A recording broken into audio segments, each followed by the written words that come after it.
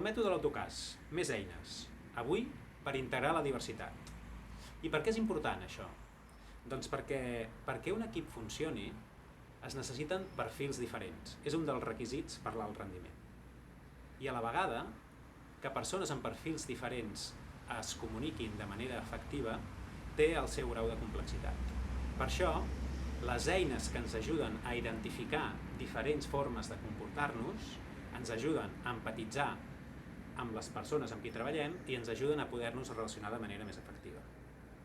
Avui parlarem d'un dels models per integrar diversitat, que és el model DISC, que identifica 4 tipus de comportament. Un de persones que s'orienten a la decisió, un de persones que s'orienten a la influència, un altre de persones que s'orienten a l'estabilitat i un altre de persones que s'orienten al compliment.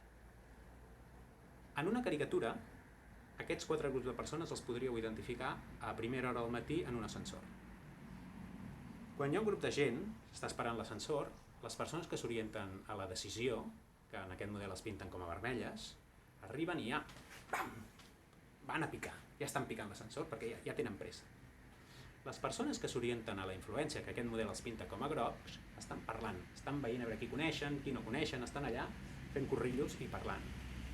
Les persones que tendeixen a l'estabilitat, que en el model les pinta com a verdes, són aquelles que, quan l'ascensor ja està ple, diuen no, passa tu, és igual, passa tu, que tens més pressa.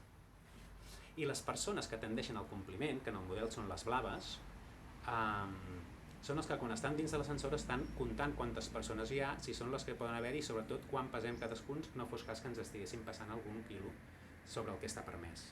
Sí? Això que és una caricatura és una manera d'explicar 4 tipus de comportament diferents. Què passa? Que sovint, quan una persona verda, que tendeix a l'estabilitat, alguna persona vermella, que tendeix a la direcció, li diu les coses, aquesta persona verda pot ser que ho estigui vivint com una agressió.